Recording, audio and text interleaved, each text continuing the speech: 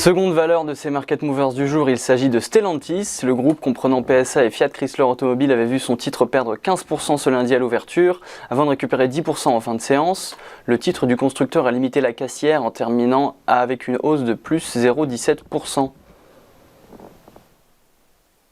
Alors, on a sur Stellantis également un graphique en hebdomadaire.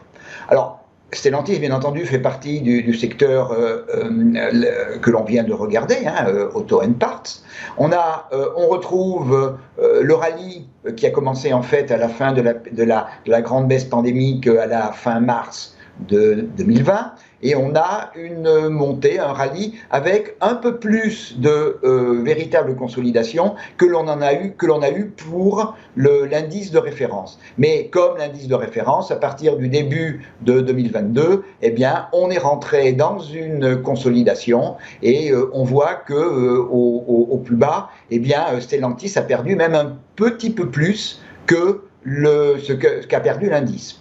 On retrouve également le fait que depuis le début de la semaine, on a eu un rebond, mais un rebond qui est moins propre que celui de l'indice, puisque pour l'instant, sur les 2 jours, bien entendu la bougie n'est pas clôturée, sur les 2 jours, on a un parfait doji, à savoir un tout petit corps, à savoir une mèche haute et une mèche basse qui sont à peu près équivalentes. Égal signifie que, eh bien, on est dans une situation d'incertitude totale.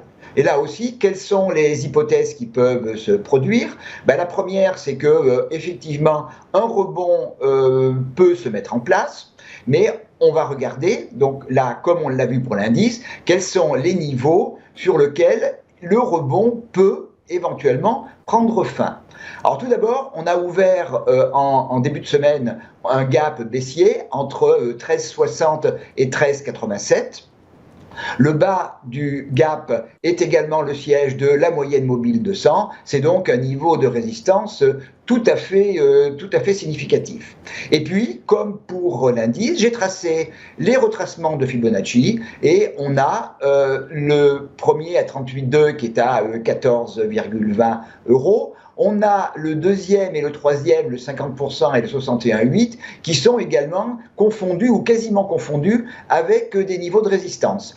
Alors le 50%, c'est 14,84, le 61,8, c'est pratiquement confondu avec la résistance à 15,48. Donc l'hypothèse d'un rebond à partir de maintenant, on devra surveiller donc les niveaux que je viens d'indiquer. Si sur ces niveaux une figure de retournement vient à se mettre en place, eh bien à ce moment-là, cela voudra dire que le rebond est terminé, que la tendance baissière reprend ses droits, tendance baissière qui donnerait comme objectif d'abord évidemment de revenir sur les 12,08 qui ont fait support en début de semaine, puis les niveaux de 11,19 et 9,79.